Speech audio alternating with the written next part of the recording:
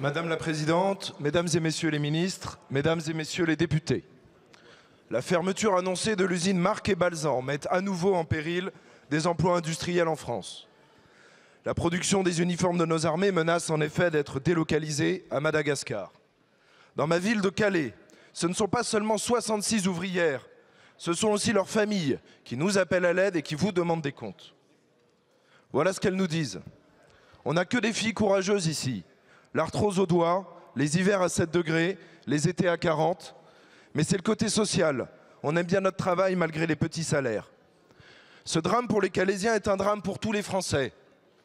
Nous sommes des centaines de milliers, jusqu'ici dans cet hémicycle et jusqu'ici sur le banc des ministres, à avoir porté ces uniformes. Des opérations extérieures au 14 juillet, de l'Afrique aux Champs-Élysées, sur terre, en mer et dans les airs. Votre gouvernement doit s'engager. Dans l'urgence, accompagner Marc & Balsan dans la recherche de nouveaux contrats, publics comme privés, sur le marché national ou à l'export. C'est cette mission qui est normalement celle des opérateurs de l'État, tels que Business France, qu'ils nous montrent enfin à quoi ils servent et ce qu'ils ont dans le ventre. Depuis 2020, vous prétendez vouloir établir la souveraineté industrielle de notre pays. Il vous faut maintenant passer des paroles aux actes en réformant le code des marchés publics pour y inclure une dose de priorité nationale. Gardons aux soldats et aux ouvriers de France leur fierté et leur dignité.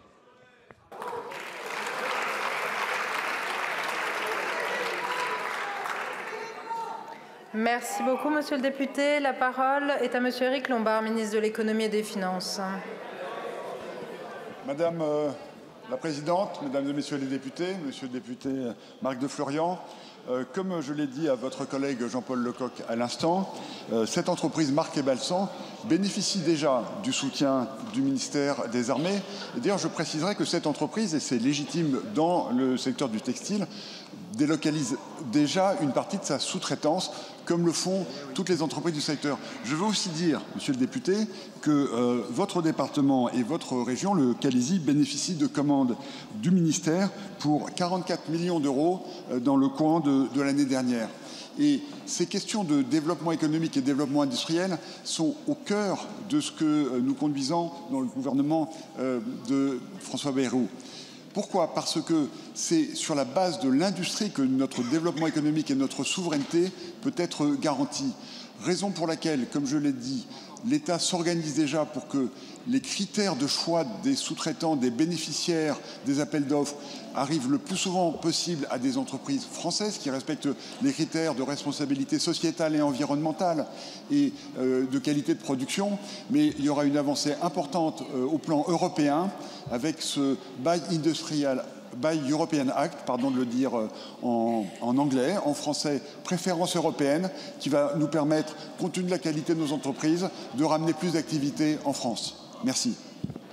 Merci beaucoup, monsieur le ministre. Monsieur le député. Oui, je voudrais aussi revenir sur l'intervention du groupe communiste qui prétend depuis des décennies défendre notre industrie et nos militaires.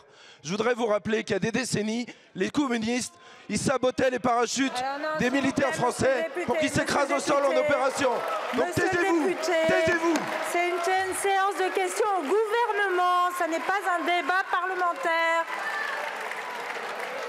Donc je vous remercie de ne pas interpeller les autres groupes, s'il vous plaît. La parole est à madame Anaïg Lemeur pour le groupe EPR. Merci madame la présidente.